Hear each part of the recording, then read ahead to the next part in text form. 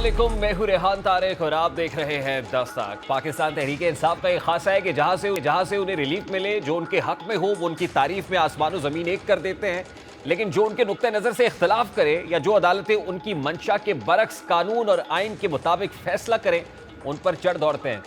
मुल्क की सबसे बड़ी अदालत जो इस वक्त ताहयात नाअहली केस को लेकर समाअत कर रही है, इस मसले को मुस्तकबिल के लिए एक ही दफा खत्म करके मिसाल सेट करने को तरजीह दे रही है, उसी सुप्रीम कोर्ट के चीफ जस्टिस पर तहरीक इंसाफ ने खदशात का इजहार करते हुए अदम एतमाद जाहिर कर दिया है।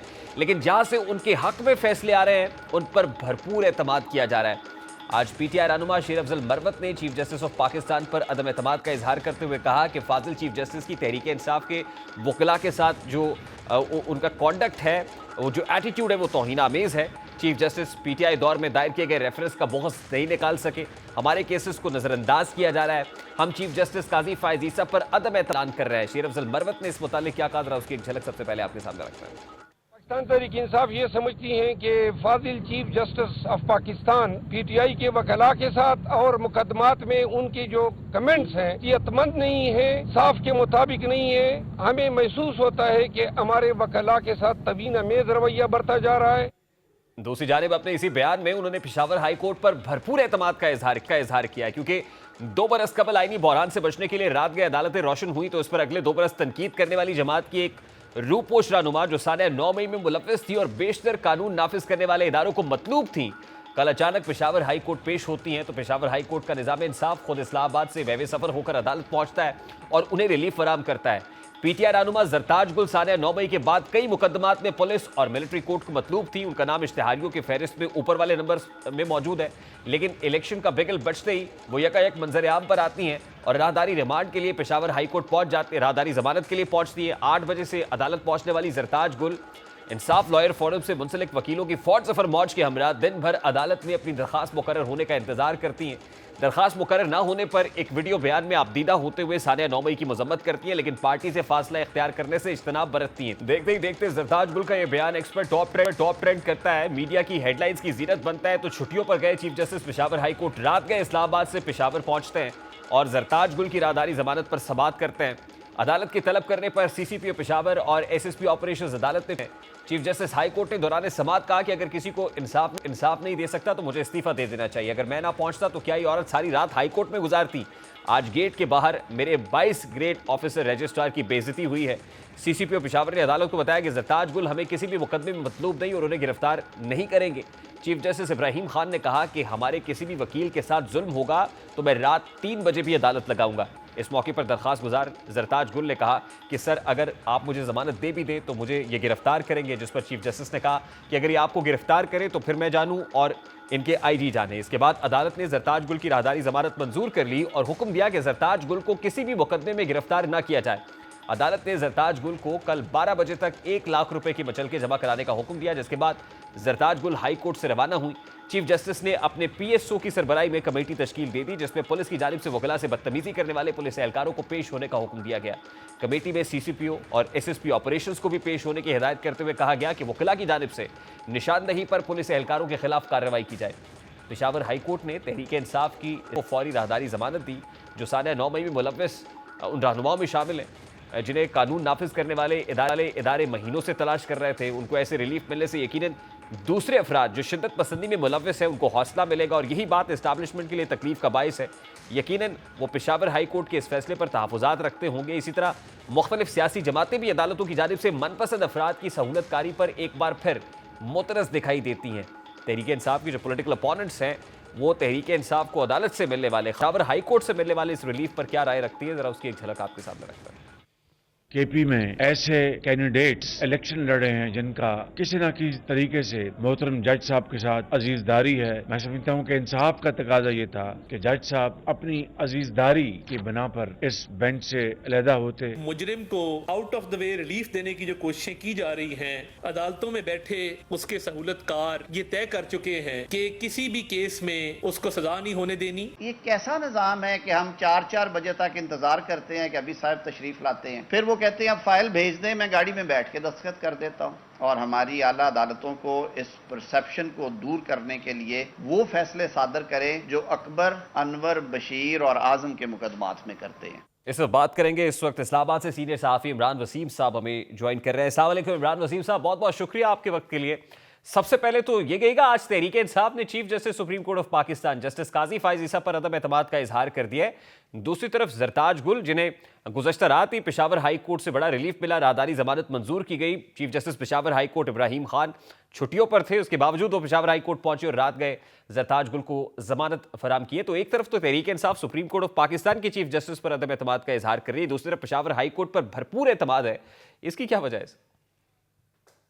देखिए रेहान साहब, ये हलाल और हराम का फर्क है। अगर तो सुप्रीम कोर्ट फैसला दे के जो बानी पीटीआई के खिलाफ जो अदम एतमाद की तहरीक है उस पर आपने वोटिंग करवानी है और रात 12 बजे तक ये वोटिंग का प्रोसेस मुकम्मल होना चाहिए, और 12 बजे से पहले अगर उस वक्त के जो स्पीकर थे असद कैसर, वो उस वोटिंग के प्रोसेस को मुकम्मल नहीं कर रहे थे, वोटिंग के ऊपर अदम एतमाद की तहरीक को नहीं लेके जा रहे थे, तो उसके ऊपर सुप्रीम कोर्ट में अगर कोई दरखास्तें आती थी और सुप्रीम कोर्ट खुलने का इम्कान पैदा हुआ था तो वो तो रात गए। अगर सुप्रीम कोर्ट खुलने जा रही थी तो वो तो हराम थी।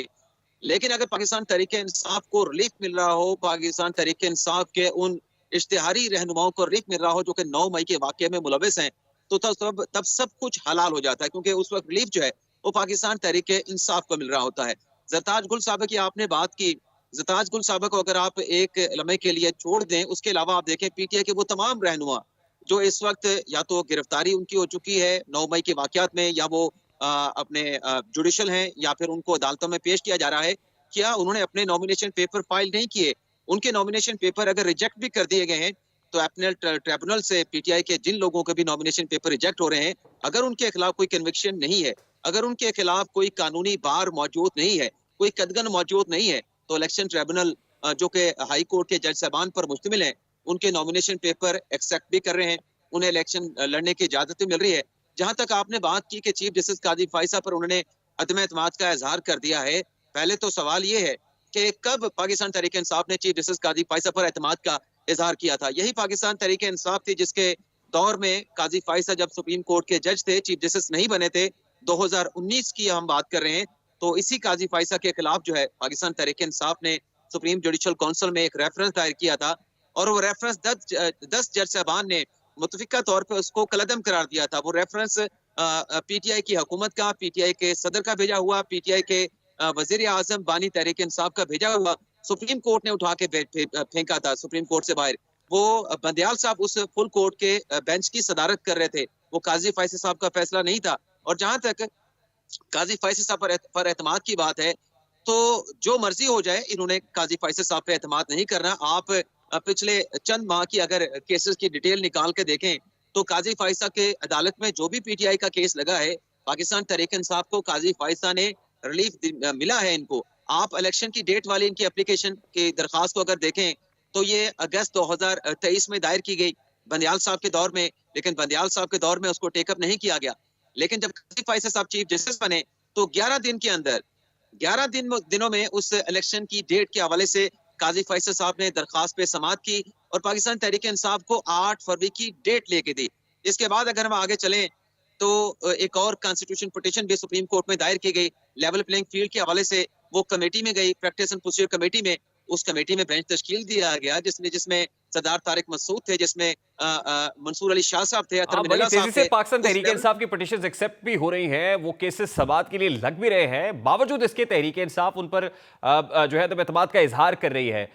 ये कहिएगा कि आज ना सिर्फ अदम एतमाद का इजहार किया गया बल्कि एक इल्जाम भी लगाया गया कि वो जो रेफरेंस पीटीआई चीफ जस्टिस काजी फाइसा के अगेंस्ट लेकर आई थी, असल में उसका बुग़्ज़ है जस्टिस काजी फाइज ईसा को। ये इल्जाम भी पाकिस्तान तहरीक इंसाफ की तरफ से आयद किया गया है। तो तहरीक इंसाफ क्या फोर्सी कर रही है काजी फाइसा की अदालत से? कौन सा ऐसा फैसला जिसकी तवक्को है कि उनके खिलाफ आएगा? देखिए, काजी फाइसा साहब के खिलाफ जो पाकिस्तान तहरीक इंसाफ है वो अपने सोशल मीडिया, जो उनकी टीम है, जो सोशल मीडिया उनका ब्रिगेड है, उसको एज ए वेपन के तौर पे इस्तेमाल कर रही है। और सिर्फ ये जस्टिस काजी फाइसा नहीं, आप तमाम इदारों का निकाल के देख लें डाटा, पीटीआई की जो उनके हवाले से हिस्ट्री रही है, आप एस्टेब्लिशमेंट को निकाल के देख लें, आप इलेक्शन कमीशन को निकाल के देख लें, आप अदालतों को निकाल के देख लें। पाकिस्तान तहरीक इंसाफ सिर्फ इसलिए ये इल्जामात लगाती है और ट्रोलिंग की जाती है अदालतों की, इदारों की, इलेक्शन कमीशन की, एस्टेब्लिशमेंट की, ताकि उन पे दबाव बढ़ाया जा सके और दबाव बढ़ा के इस तरह के इल्जामात लगा के इसको वेपनाइज किया जाए और अपने हक में फैसले लिए जाएं। हालांकि फैसले इसके अलावा भी, इन हथकंडों के अलावा भी पाकिस्तान तहरीक इंसाफ के हक में आ रहे हैं। गुज़िश्ता रोज जो इनकी कंटेम्प्ट की एप्लीकेशन थी, जिसमें इन्होंने रिस्पोंडेंट भी गलत बनाए हुए थे, पहला जो फेज ऑफ लिटिगेशन था उसमें तो इलेक्शन कमीशन को फरीक बनाया था। और अगर इलेक्शन कमीशन ने सुप्रीम कोर्ट के अहकामात पर पीटीआई की दरखास्त पर अमल दरामद नहीं किया था, तो फिर कंटेम्प्ट की एप्लीकेशन में आपने इलेक्शन कमीशन को ही फरीक बनाना था। लेकिन आप कंटेम्प्ट की एप्लीकेशन में तमाम आईजीज को फरीक बना रहे हैं, आप तमाम चीफ सेक्रेटरीज को फरीक बना रहे हैं, आप हुकूमतों को फरीक बना रहे हैं, निगरान हुकूमतों को फरीक बना रहे हैं जो कि गैर मुतलका थी। कल की अदालती कार्रवाई जो कि पूरे पाकिस्तान के 24 करोड़ आवाम ने देखी है, पूरी दुनिया में बैठे जो पाकिस्तानी है उन्होंने देखी है, उसमें बार बार जो सवाल हो रहा था कि आप कंटेम्प्ट की एप्लीकेशन जो लेके आए हैं, आपने रिस्पोंडेंट तो बनाना था, जो इलेक्शन करवाना है साफ शफाफ, जिसने वो इलेक्शन कमीशन की जिम्मेदारी है। आपने आईजी को फरीक बना लिया, आपने चीफ सेक्रेटरी को फरीक बना लिया, इनका क्या ताल्लुक है? अब इसका जवाब नहीं दे रहे। और फिर एक सवाल ये भी पूछा गया कि क्या आपने जो वाकयात आप बता रहे हैं कि आपसे नॉमिनेशन पेपर छीने गए, आपके लोगों को पकड़ा गया, पकड़ दकड़ की गई, तो क्या आपने इलेक्शन कमीशन में कोई तहरीरी तौर पे दरखास्त दी? तो दरखास्त भी अदालत में पेश नहीं कर सके। एतराफ किया कोसा साहब ने कि ऐसी कोई दरखास्त मैं अदालत के सामने पेश नहीं कर सकता। तो काम तो अपना पूरा नहीं करते, होमवर्क इनका अपना मुकम्मल नहीं होता। और फिर अदालत इनसे ये भी कह रही है कि आपके पास जो आप रिटर्निंग अफसरान पे एतराज उठा रहे हैं, आपके पास फोरम मौजूद है, आपके पास रेमेडी मौजूद है। अब आप खुद देखें कि जहां जहां से इनके नॉमिनेशन पेपर रिजेक्ट हुए हैं, तो जब से ये ट्रिब्यूनल कायम हुए हैं, तो पाकिस्तान तहरीक इंसाफ के रहनुमाओं को, जो कैंडिडेट्स हैं, उनको रिलीफ मिल रहा है, उनके नॉमिनेशन पेपर एक्सेप्ट हो रहे हैं। लेकिन जहां पे इनकी गलतियां हैं, इनके नॉमिनेशन पेपर में इमरान गलत वसीम बयानी की गई साहब, है। 9 मई के हवाले से रियासत बहुत क्लियरली अपना मौक़िफ़ बता चुकी है कि 9 मई के मुल्ज़िमान को कैफ़रे किरदार तक पहुंचाया जाएगा। अब पेशावर हाई कोर्ट से अगर किसी को रिलीफ मिलता है, कोई इंटरिम रिलीफ मिल जाता है, बेल ग्रांट हो जाती है, तो क्या फिर समझा जाए कि एक तरफ तो रियासती पॉलिसी है, एक तरफ रियासत का मौक़िफ़ है और दूसरी तरफ गैर मामूली रिलीफ है, तो क्या कहीं कोई तज़ाद है इदारों के माबैन या कोई खलीज वाक़ है? देखिए, इसमें भी दो चीजें हैं रेहान साहब जो कि समझने की जरूरत है। आप देखें कि अगर एक साबिक वज़ीर आज़म बाहर से पाकिस्तान वापस आता है, वो अगर राहदारी जमानत के लिए इस्लामाबाद हाई कोर्ट से रजू करता है, तो फिर अदालतों से सवाल पूछा जाता है कि आप एक इश्तिहारी को कैसे राहदारी जमानत दे सकते हैं, उसकी जमानत कैसे हो सकती है, उसको पेश होने के लिए आप कैसे मोहलत दे सकते हैं, उसको आप एयरपोर्ट से गिरफ्तार कर लें। लेकिन अगर अपनी पार्टी का बंदा है, वो राहदारी जमानत के लिए लेके गया है, पंजाब से उसका ताल्लुक है और पेशावर हाई कोर्ट में गया है। यहाँ पर भी एक और वाकया मैं कोट करना चाहूंगा कि अभी चंद रोज पहले पेशावर हाई कोर्ट में पीटीआई के पंजाब से ताल्लुक रखने वाले एक और रहनुमा ने भी पेशावर हाई कोर्ट से रिजू किया था कि मुझे जमानत दे दें। तो पेशावर हाई कोर्ट ने कहा था कि आपका ताल्लुक तो पंजाब से है, तो आप पेशावर क्या लेने आए हैं? आप मुतलका अदालत पे जाएं, वहां से जाके आप जमानत हासिल करें, मुतलका हाई कोर्ट में जाएं, वहां से राहदारी जमानत लें। लेकिन चलें, अदालत ने मुनासिब समझा, अदालत ने राहदारी जमानत दे दी। लेकिन ये नहीं हो सकता कि आप मीठा मीठा तो आप सब करें, लेकिन जो कड़वा कड़वा है उसको आप थू थू करना शुरू कर दें कि नहीं, ये क्योंकि हमारे हक में इसकी फैसला वजह क्या नहीं है? आया। पेशावर हाई कोर्ट ही क्यों? पेशावर हाई कोर्ट मतलब पेशावर हाई कोर्ट से रिजू क्यों किया गया? जी, मैं ये पूछ रहा हूँ ना कि राहदारी जमानत लेने के लिए पेशावर हाई कोर्ट ही क्यों? आपने रेफर किया ना कि पंजाब से वो पेशावर पहुंचती हैं, पेशावर हाई कोर्ट से जाके रिलीफ दिया जाता है और फिर वो मंजर आम पर भी बड़े अरसे के बाद आते हैं। इससे पहले वर्चुअल जलसे के अंदर भी नामालूम मकाम से उनको खिताब करते हुए सुना गया और एक अचानक से पेशावर हाई कोर्ट में नमूदार होती है और वहीं पर मौजूद रहती है ता वक्ते के chief justice Peshawar high court रात गए पहुंचते नहीं है और ये रिलीफ ग्रांट नहीं कर दिया जाता है। तो पेशावर हाई कोर्ट का इंतखाब ही क्यों? क्योंकि इससे तो उनके पॉलिटिकल अपोनेंट्स का ये तासुर मजबूत होता है कि एक हाई कोर्ट से रिलीफ मिल रहा है और ये पीटीआई के साथ लाडलो जैसा सलूक कर रही है। ये तासुर तो उभर रहा है कि जब एक ही आप हाई कोर्ट से रिजू करेंगे और राहदारी जमानतों के लिए रिजू करेंगे, तो फिर अब सोशल मीडिया के ऊपर कोई किसी को नहीं बख्शता। वो फिर सवाल तो उठाता है, सवाल तो उठते हैं कि फिर पेशावर हाई कोर्ट से बार बार जाके क्यों राहदारी जमानत के लिए रिजू किया जाता है। लेकिन कतई नजर इस बहस के रेहान साहब, ये पाकिस्तान तहरीक इंसाफ की एक बाकायदा हिकमत अमली नजर आती है कि आप ये देखें कि जितने भी इनके कैंडिडेट हैं, जो रोपोश हैं, वो अब मुख्तलिफ अदालतों से रिजू कर रहे हैं। कासिम सूरी साहब लाहौर हाई कोर्ट पहुंचे थे राहदारी जमानत के लिए, उनको नहीं मिली थी। इसी तरीके से अली अमीन गंडापुर साहब ने इस्लामाबाद हाई कोर्ट से रिजू किया था कि हमें हमारे मुकदमात की तफसीलात दी जाएं। लाहौर हाई कोर्ट में गलबन मुराद सईद ने भी पिटीशन दायर की थी, केपी पेशावर हाई कोर्ट में भी दायर की थी। तो इनकी ये सियासी और कानूनी हिकमत अमली है कि अपने जो नॉमिनेशन पेपर हमने एक्सेप्ट करवाने हैं जो कि रिटर्निंग ऑफिसर से रिजेक्ट हो गए हैं, तो हाई कोर्ट से राहदारी जमानत लेके हम मुतलका एपलेट फोरम पे पेश हो जाएंगे और वहां से अपने नॉमिनेशन पेपर एक्सेप्ट करवा लेंगे। और उसके बाद जैसा कि आपने एक सवाल किया कि पेशावर हाई कोर्ट क्यों, इसकी एक वजह ये भी नजर आती है कि ये इतने अरसे से रुपोश हैं, 9 मई के ये मुल्जमान हैं, 9 मई के इनके ऊपर केसेस हैं, तो ये तब से रुपोश हैं। तो लगता ये है कि ये खैबर पख्तूनख्वा के किसी इलाके में थे, वहीं पर ये इन्होंने अपने आप को जो है वो गायब किया हुआ था, हाइड किया हुआ था। तो अब चूंकि एक वक्त आन पहुंचा है और अपने नॉमिनेशन पेपर की एक्सेप्टेंस करानी है, तो जो करीबी हाई कोर्ट इनको लग रही है, तो इसलिए पेशावर हाई कोर्ट से रिजू कर रहे हैं। तो लास्टली ये कहिएगा कि क्या आने वाले दिनों में एक्सपेक्ट किया जाए कि 9 मई के जो दीगर मुल्जिमान हैं वो भी पेशावर हाई कोर्ट से रिलीफ लेंगे या इसके लिए रुजू करेंगे, पेशावर हाई कोर्ट के दर पर दस्तक देंगे?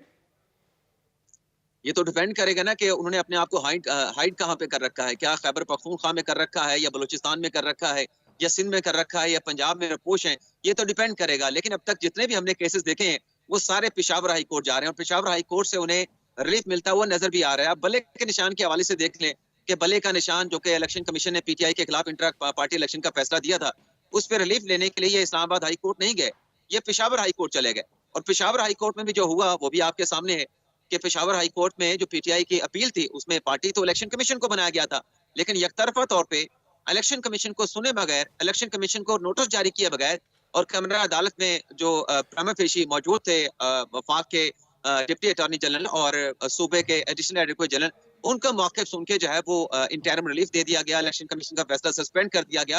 हालांकि इलेक्शन कमीशन एक सेपरेट एंटिटी है, कॉन्स्टिट्यूशनल बॉडी है। जब इलेक्शन कमीशन को आपने रिस्पोंडेंट बनाया है तो फिर आप वफाक के किसी लॉ ऑफिसर को नहीं सुन सकते, आप सूबे के किसी लॉ ऑफिसर को सुन के उस केस में एड इंटरिम जो ऑर्डर है उसकी जो एप्लीकेशन है उसको एक्सेप्ट नहीं कर सकते, आपने इलेक्शन कमीशन को ही सुनना है। इसी वजह से फिर इलेक्शन कमीशन ने वहां पे पेशावर हाई कोर्ट में मुतफरिक दरखास्त दायर की थी कि ये कानून के मुताबिक हमें सुनना चाहिए था, इसमें अर्जेंसी भी नहीं थी, तो हमें नहीं सुना गया, तो अपना जो आपका स्टे ऑर्डर है वो रिकॉल कर लें। तो जज साहब ने ऑर्डर रिकॉल कर लिया। उस मामले पे आज सुप्रीम कोर्ट में आए हैं और सुप्रीम कोर्ट में इन्होंने अर्ली हियरिंग की दरखास्त दायर की है कि कल लगाई जाए, लेकिन कल इनकी दरखास्त समाअत के लिए फिक्स होती रही, इसलिए नजर नहीं आ रही कि ताहियात नाअहली का जो केस है उसे कल सुबह 9 बजे समाअत के लिए मुकर्रर किया गया है। और इसमें ऐसी कोई एजेंसी नजर इसलिए नहीं आ रही क्योंकि जो बल्ले के निशान की अलॉटमेंट का मामला है, पार्टी सिंबल का जो मामला है, उस पर इलेक्शन कमीशन ने 13 जनवरी को जो कैंडिडेट्स हैं उनको इलेक्शन सिंबल अलॉट करने हैं। बहुत बहुत शुक्रिया।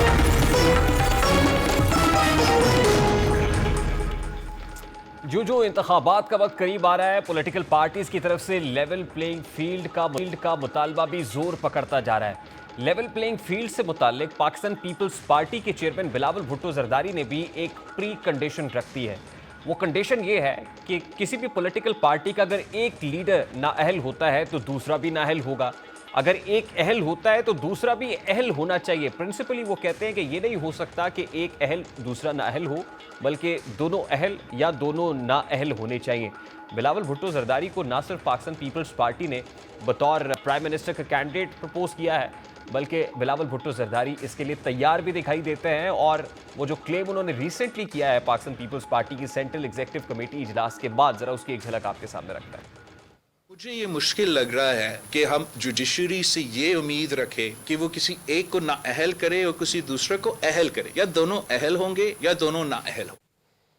अब पाकिस्तान तहरीक इंसाफ के यहाँ लेवल प्लेइंग फील्ड का मसला है, Pakistan Peoples Party level playing field मांग रही है। इसी तरह दीगर जो छोटी बड़ी जमातें हैं वो भी अपने तई, हत्ता कि अब तो पाकिस्तान मुस्लिम लीग नून भी लेवल प्लेइंग फील्ड की बात करती है। इस्तेहकाम पाकिस्तान पार्टी के यहाँ क्या सूरत हाल है, बात करेंगे इसहाक खान खाकवानी जो पाकिस्तान इस्तेहकाम पाकिस्तान पार्टी के रहनुमा है, उनसे। खाकवानी साहब अस्सलाम वालेकुम, बहुत बहुत शुक्रिया आपके वक्त के लिए। सबसे पहले तो ये कहेगा कि ये लेवल प्लेइंग फील्ड का एतराज़ इस्तेहकाम पाकिस्तान पार्टी को भी है, यानी ये रिजर्वेशंस आपके भी हैं, या आपको लगता है कि नहीं लेवल प्लेइंग फील्ड और पॉलिटिकल पार्टीज का प्रॉब्लम है, आपका नहीं है? है जी, बिल्कुल है शिकवा। शिकवा ये इसलिए नहीं कि हमारे साथ कोई ज्यादती हो रही है, बल्कि जो माहौल बन रहा है उसके अंदर इलेक्शन का शफाफ होना बड़ा ज़रूरी है, इसलिए कि ताकि मुल्क के अंदर इस्तेहकाम हो। और ये मुल्क के अंदर अगर इस्तेहकाम ना हुआ और लोगों ने, दूसरी पार्टीज ने इसको बुरा भला कहा और उनकी बात साबित हो गई, जो कि इस वक्त उनके चीज़ों के खिलाफ हो रही हैं, तो वो फिर लोगों ने इस इलेक्शन की बुनियाद को ही चैलेंज करेंगे, तो उससे फायदा क्या होगा इलेक्शन कराने का? कि आपको पता है 60 अरब रुपया लग रहा है सिर्फ इलेक्शन कराने के लिए। इलेक्शन कमीशन एक आदमी का खर्च है, और बाकी जो 1000 सीटों पे इलेक्शन होना है उसमें 5 बंदों की आप अगर औसत भी लगा लें तो 5000 कैंडिडेट, आप बताएं कितना खर्चा कर रहे होंगे। उसके बाद अगर लोगों में ये तासुर गया कि इलेक्शन में उनको सही तरीके से मौका नहीं मिला, किसी के साथ कोई ज्यादती हुई है, तो हो सकता है तो थोड़ी सी भी ज्यादती हो, कोई परसेंटेज कम है इस वक्त जो लोगों ने बढ़ा चढ़ा के उसको शो किया हुआ है वो। हालांकि पिछली एवरेजेस देख लें तो वहां पर भी कागजात नामजदगी इस तरह होते थे, मगर इस वक्त चूंकि सोशल मीडिया और दूसरा मीडिया बड़ा मुतहर्रिक है तो वो हर चीज को बड़ा उजागर करके इस तरह करता है, तो वो भी नहीं होना चाहिए। तो खाकवानी साहब, और इसका हल इलेक्शन क्या है कमीशन- कि इलेक्शंस ना कराए जाए? नहीं, इसका हल ये है कि इंतजामिया और जो इंटरम सेटअप है उनको चाहिए कि अपने इंटरम सेटअप वालों को अपना मुतहर्रिक होकर लोगों की तकालीफ अगर कोई होए और लोगों को कोई इतराज़ात हैं तो वो दूर करने चाहिए। तो खाकवानी साहब, बराह रास्त इस्तेहकाम पाकिस्तान पार्टी का लेवल प्लेइंग से रिलेटेड कोई शिकवा नहीं है असल में? You are referring to other parties, particularly Pakistan Tehreek Insaf जो इस वक्त शोर मचा रही है, या उनके हाँ एक हाहाकार है। तो आप क्या समझते हैं? अब तो काउंटडाउन शुरू हो गया है सर, उल्टी गिनती शुरू हो गई है इंतखाबात के लिए। अब कमोबेश 30-35 रोज बाकी रह गए हैं, तो ऐसे में ये रिड्रेसल कैसे हो सकता है?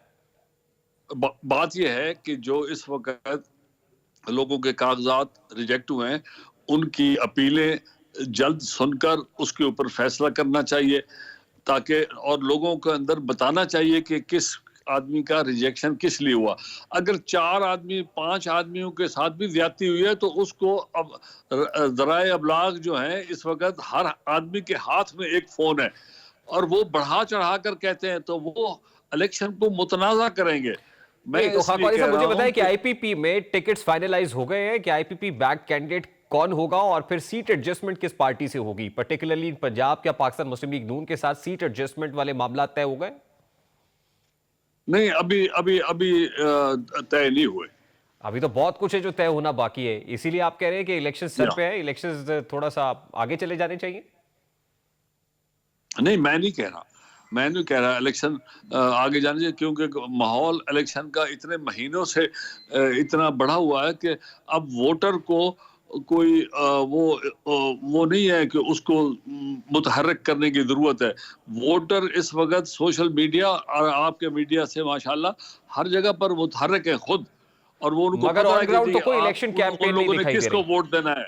पहले लोग जाते थे ना, लोगों को समझाते थे कि हमारा ये मंशूर है, आप हमें वोट दें, ये वजूहात हैं, हमारा आपके साथ ये रिश्ता है, ताल्लुक है, आप मेहरबानी करें, इस तरह।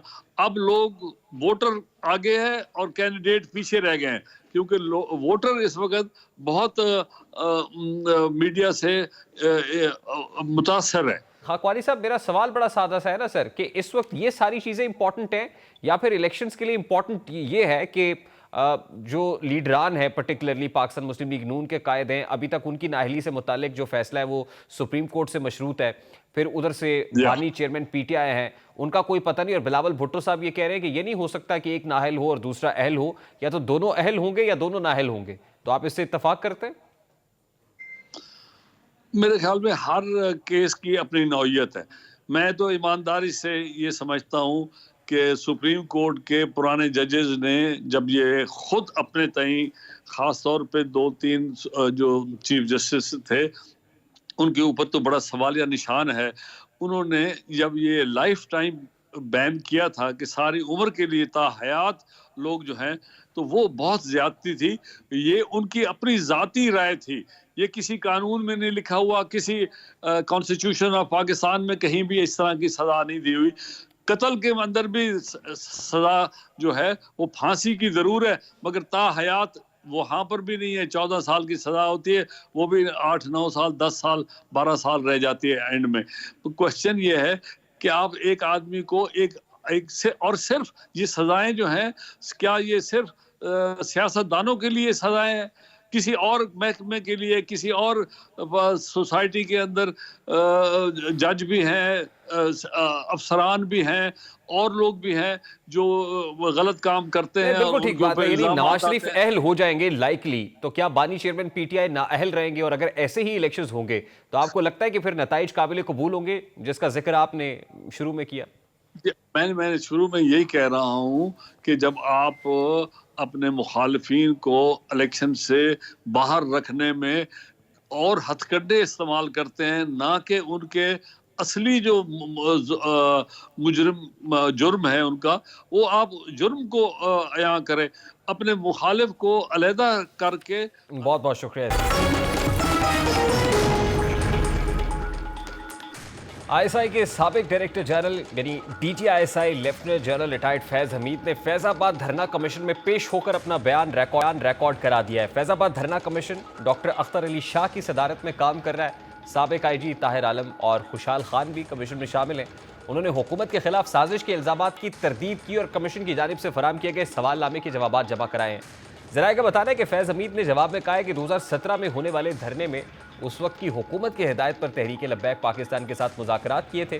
ज़राए के मुताबिक फैज़ हमीद ने अपने जवाब में बताया है कि 2017 में उस वक्त के वज़ीर आज़म शाहिद खान अब्बासी और वज़ीर दाखिला एहसन इकबाल की सरबराही में काबीना का एक इजलास हुआ, जिसमें इंटेलिजेंस के सरबराह नवीद मुख्तार और मिलिट्री क़यादत भी शरीक थी। इन तमाम अफराद की मुश्तरका हिदायत पर TLP से मुज़ाकरात किए थे।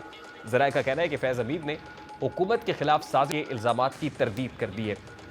अब 8 जनवरी को इस हवाले से फैज़ हमीद को तलब किया गया था और फैज़ हमीद इससे पहले जब धरना कमीशन की तरफ से उनको बुलाया गया था वो पेश नहीं हुए, जिसके बाद ये चहमगोइयाँ थी, बाज़गश सुनाई दे रही थी कि फैज़ हमीद जो साबिक DGISI हो और उस वक्त जब फैज़ाबाद धरना हुआ था तो वो DGC का रोल प्ले कर रहे थे और फैज़ाबाद धरना रिपोर्ट के अंदर फैज़ हमीद के किरदार को खासा कंट्रोवर्शियल कर दिया गया था। अब ज़राए का ये कहना है कि इस धरना कमीशन के सामने ना सिर्फ साबिक DGC जो साबिक DGISI है उस वक्त DGC थे फैज़ हमीद, उनको बुलाया गया, बल्कि नवीद मुख्तार जो साबिक DGISI है उस वक्त DGISI थे, उनका नाम भी आ रहा है। इस हवाले से सबसे पहले तो ये रूमर्स थी कि वो पेश नहीं होंगे, ताहम जो सवालात धरना कमीशन की तरफ से उनको भेजे गए थे उनके जवाबात उन्होंने जमा करा दिए और इतलात तो ये भी हैं ज़राए के मुताबिक कि उनकी मुलाकात किसी बड़ी शख्सियत से भी हुई है जिसमें उन्होंने रिलीफ भी मांगा था, यानी धरना कमीशन के सामने पेश ना होने का कहा भी था, जहाँ से साफ इनकार के बाद बिलाखिर साबिक DGISI जनरल फैज़ हमीद ने मुनासिब समझा कि ये जवाबात जमा करा देने चाहिए और हो सकता है कि किसी स्टेज पर वो धरना कमीशन के सामने पेश भी हो जाए। अगर पेश होते हैं तो क्या वो अपने इन सवालात के जवाब जो उन्होंने अब जमा कराए हैं इसके ऊपर डटे रहते हैं, बयान ही ऐसा ही मौक़िफ़ अपनाते हैं? अगर यही मौक़िफ़ रहता है तो क्या इसको प्रूफ करने के लिए कोई सब्सटेंशियल एविडेंस भी मौजूद है? और पैरेलल तो ये भी है कि फ़ौज के अंदर अपना एक मैकेनिज़्म भी मौजूद है, धरना कमीशन की रिपोर्ट के ऊपर बेस करेगा और उसके बाद जो फ़ौजी अफसरान होते हैं उनके एहतसाब से मुतालिक फ़ौज के अपने अंदर इंटरनल सिस्टम है, कोर्ट मार्शल का निज़ाम मौजूद है और फिर ये देखना है कि क्या इदारा कोई कार्रवाई कर या फिर धरना कमीशन की रोशनी में उनके अगेंस्ट कोई कार्रवाई इनिशिएट की जाती है। अभी एक ब्रेक लेंगे और ब्रेक के बाद जब वापस आएंगे तो 3 ममालिक एक कहानी मुश्तरक कहानी क्या है। 2024 ऐसा साल है जिसमें एशिया के 3 अहम ममालिक में जनरल इलेक्शंस होने जा रहे हैं। इनमें पाकिस्तान, भारत और बांग्लादेश शामिल है। तीनों ममालिक तरक्की पजीर है, इसलिए मुख्तलिफ हथकंडों के जरिए इन इलेक्शंस में अवाम की आरा को बदलने की कोशिशों के इल्जामात भी लग रहे हैं, जिनमें कुछ हद तक सदाकत भी है। बांग्लादेश की मिसाल को सामने रखें तो मालूम होता है कि 7 जनवरी को इस मुल्क में आम इंतखाबात होने जा रहे हैं, यानी आइंदा इतवार के रोज़, जिसके नताइज का पहले ही अंदाज़ा लगाया जा सकता है। इसमें इख्तलाफ की बड़ी जमातों की जानिब से इंतखाबात का बायकॉट और उनके कई रहनुमाओं को जेल भेजने के बाद हुक्मरान जमात अवामी लीग मुसलसल चौथी बार पार्लिमानी मुद्दत के लिए दोबारा इंतखाबात लड़ने और उनमें कामयाबी हासिल करने के लिए मुकम्मल तैयार दिखाई देती है। इस मुल्क की मौजूदा वज़ीर आज़म हसीना वाजिद के हुकूमत चलाने का अंदाज़ गुज़श्ता बरसों के दौरान तेज़ी से आमिराना सोच की जानिब जाते दिखाई दे रहा है। हसीना वाजिद की हुकूमत में उनके सियासी मुखालिफिन, नाक़िदीन और मीडिया के खिलाफ जाबिराना और आमिराना इक़दामात किए गए हैं। बांग्लादेश में हिज़्ब इख्तिलाफ की सियासी जमातों और उनके रहनुमाओं के खिलाफ बनाए जाने वाले मुकदमात और उन पर लगाए जाने वाले इल्ज़ामात को देखते हुए ये अंदाज़ा लगाना मुश्किल नहीं है कि मुल्क में हालात किस जानिब जा रहे हैं। नवंबर में अक़वाम मुत्तहिदा के खुसूसी नुमाइंदों के एक ग्रुप ने भी इस सूरत हाल पर तशवीश का इजहार किया था। उन्होंने कहा था कि सहाफ़ियों, इंसानी हुकूक के कारकुनान और सिविल सोसाइटी के रहनुमाओं पर हमलों के लिए अदालती निज़ाम को हथियार बनाना, अदलिया की आज़ादी को कमज़ोर करना और बुनियादी इंसानी हुकूक को ख़त्म करने के मुतरादिफ है। इसी तरह इस मुल्क में सन 2009 से अब तक सिक्योरिटी फोर्सेस की जानिब से जबरी गुमशुदगी और मावराए अदालत कत्ल के सैकड़ों वाक़यात रूनुमा हो चुके हैं। अब भी इंतखाबात से कबल अक्टूबर से ही हुकूमत मुखालिफ मुजाहरे हो रहे थे, लेकिन हसीना वाजिद ने अपने मुखालिफी जमातों के 25,000 से ज़ायद वर्कर्स को गिरफ्तार कर लिया है। इन्हीं कार्रवाइयों पर मुख्तलिफ आलमी इदारे सवालात भी उठा रहे हैं और उनकी जो पॉलिटिकल अपोनेंट है खालिदा ज़िया की पार्टी बांग्लादेश नेशनल पार्टी, वो बिल्कुल कॉर्नर्ड है। उसने इंतखाबात के बायकॉट का ऐलान कर रखा है और ऐसे में हसीना वाजिद की तरफ से जो डमी इंडिपेंडेंट कैंडिडेट्स हैं वो फील्ड किए जा रहे हैं और उनको भी जो है वो डराया धमकाया जा रहा है। दूसरी तरफ भारत है, भारत के अंदर भी इंतखाबात सर पर है और वहाँ भी कुछ इसी तरह के हथकंडे बीजेपी की तरफ से अपनाए जा रहे हैं। तीसरा पाकिस्तान है और पाकि इन दिनों लेवल प्लेइंग फील्ड की बात हो रही है और पॉलिटिकल ओपोनेंट्स को कॉर्नर करने की बातें हो रही हैं। ऑब्जर्वर्स इसको ऑब्जर्व भी कर रहे हैं। तो 3 ममालिक हैं, कहानी एक ही है। देखना यह है कि इन तीनों तरक्की पजीर ममालिक में डेमोक्रेसी को पनपती है, को फल फूल सकती है या फिर इसी तरह से जो डेमोक्रेसी है वो बीच मंझदार हजकोले ही खाती रहेगी। प्रोग्राम का वक्त अपने इख्तिताम को पहुंचे। आपसे मुलाकात होगी इंशाल्लाह कल। अपना रखिए ख्याल। अल्लाह हाफ़िज़।